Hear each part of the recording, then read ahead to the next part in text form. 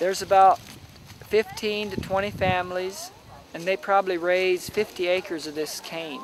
Sorghum season ends in October, and today the last acres will be harvested at the Stolz farm.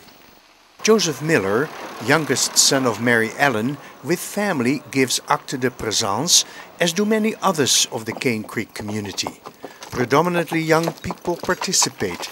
It is their chance for interaction, fun, fellowship, and carries with it great social significance. We've all got big families, and so everybody's family gets together and we have a great time. We go out and strip all the leaves off, and then we got these little hook cutters that we grab an armload, and then the cutter cuts it off, and we lay it all flat in a couple hours, big fields. And that at a cost of refreshments only. This is about probably 50% of their cash income per year, this cane sorghum. And the young people contribute a fair share of that income. What are you waiting for? The cutter. Caught by surprise, but no surprise that she and others are learning to create a positive work ethic outside the boundaries of a well-defined family structure based on Christian principles. We just take one day at a time and trust God. And as far as the older generation is concerned, We sure let the old people come when they feel like it.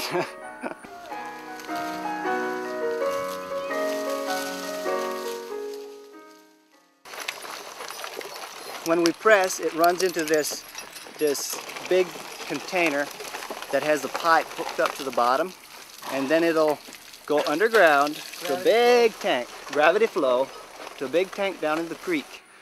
And then from there they pump it up to a tank higher up where it's elevated, and then they can just turn it open and it'll run in right into the pan. For every 30 gallons of juice, they get 1 gallon of sorghum probably. Each family cuts their own wood for their field of sorghum. It's all cooked here, so they all stack the amount of wood they need in here a year ahead.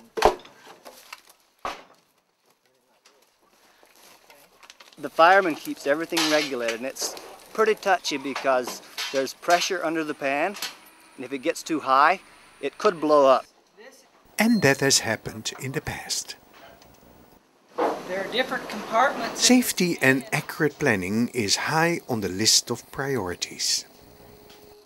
It takes a little while to plan everything and get it real organized to where it'll run smooth all year. So we just sort of try to even it out where not everybody has to work every day on different days, and also the horses so they don't have to work every day.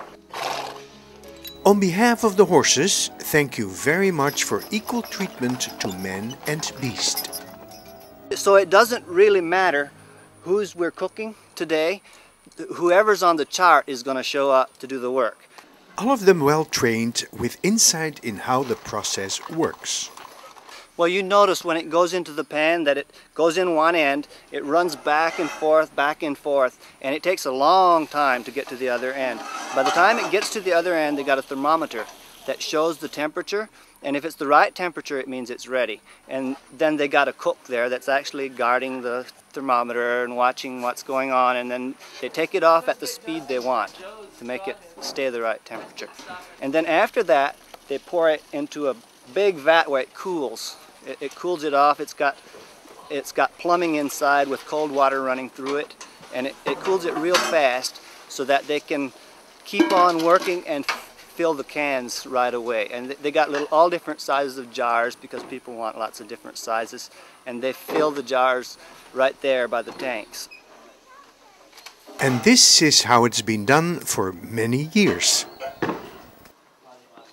On Saturday we sell it so fast that we can't keep up, and most of the other days we barely get ahead of the market. But then we do have some wholesalers that come from all over the U.S. that come here to buy it, but most times we can't fill the demand. We can't cook enough for them. After the sorghum is harvested and pressed, wheat is planted as a cover crop to put nitrogen back into the soil. Nothing goes to waste, and respect for the environment often dictates the way things are done.